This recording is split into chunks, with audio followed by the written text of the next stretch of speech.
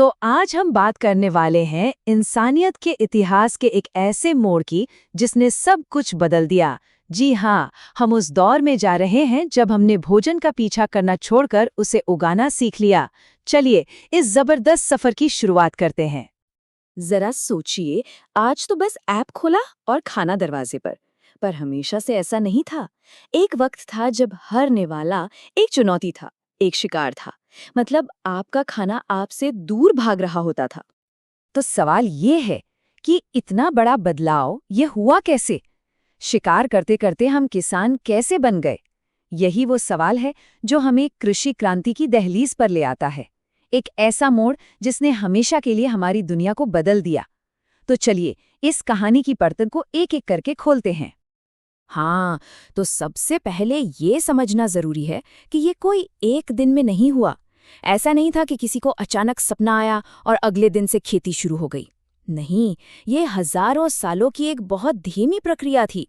हमारे पूर्वज बस प्रकृति को बहुत गौर से देख रहे थे और उससे सीख रहे थे। हमारे पूर्वजों ने एक तरह से कहें तो एक वैज्ञानिक की तरह काम किया। उन्होंने देखा, अच्छा ये खाने वाले पौधे यहाँ उगते हैं। फिर उन्होंने गौर किया कि कैसे बीज डालियों से टूटकर जमीन पर गिरते हैं और फिर उन्हें गिरे हुए बीजों से नए पौधे उगाते हैं। बस ये देखकर उन्होंने इन पौधों को चिड़ियों और जानवरों से बचाना शुरू कर दिया। उनकी देखभाल की ताकि बीज अच्छे से पक सकें। और इसी सीखने की पूरी प्रक्रिया को हम कहते हैं डोमेस्टिकेशन, मतलब पालतू बनाना। और हाँ, ये सिर्फ जानवरों के लिए नहीं था, पौधों को भी पालतू बनाया गया और यहीं से खेती और पशुपालन की असली नींव पड़ी। अच्छा, तो एक बार जब इंसानों ने ये बेसिक चीज समझ ली ना, तो उन्होंने सिर्फ प्रकृति से लेना बंद कर दिया।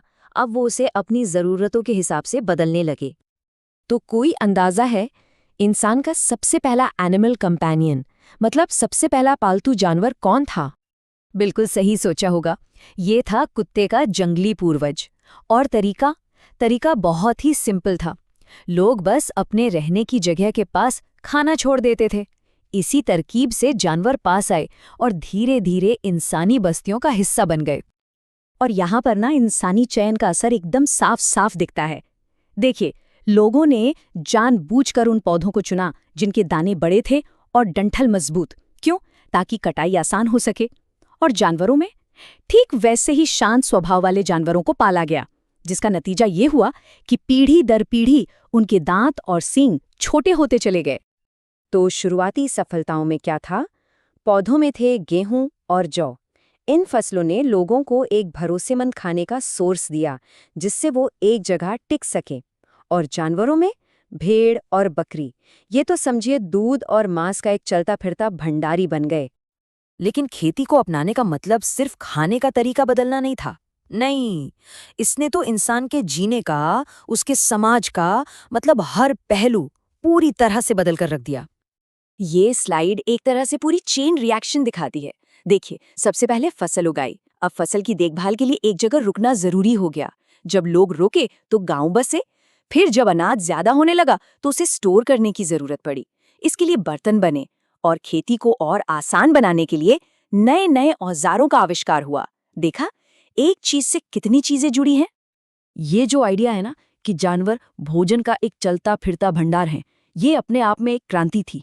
सोचिए, अब रोज रोज शिकार पर निर्भर रहने की जरूरत खत्म। जानवरों को पालने का मतलब था कि दूध, मांस, ये सारी चीजें जरूरत पड़ने पर हमेशा मौजूद थीं। वो सचमुच एक जीता जागता फूड स्टोरेज थे। तो अब सवाल ये उठता है कि हमें ये हजारों साल पुरानी बातें आखिर पता कैसे हैं? तो इसका जवाब छिपा है पुरातत्व यानी आर्कियोलॉजी में। और ये किसी जासूसी कहानी से कम नहीं है। पुरातत्वविदों को ना जमीन के नीचे दबे हुए सुराग मिलते हैं। क्या क्या मिलता है? जैसे जले हुए अनाज के दाने, इनसे पता चलता है कि वो क्या खाते थे। या फिर जानवरों की हड्डियां, जिनसे जंगली और पालतू जानवरों के बीच का फर्क पता चलता है। और भी बहुत कुछ, झोपड़ियों के निशान, पत्थर के औजार, मिट्टी के बर्तन। ये टेबल देखिए, ये कुछ प्रमुख जगहों की कहानी बताती है। जैसे मेहरगढ़, जो आज पाकिस्तान में है, वहां से गेहूं, जौ और मवेशियों के सबसे शुरुआती सबूत मिले हैं। और वहीं भारत में कोल्डी हवा, वहां से चावल की खेती के सबसे पुराने साक्ष्य मिलते हैं। ये सबूत ही तो कहानी को जोड़ते हैं। और पुरातत्वविद समय का पता कैसे लगाते हैं?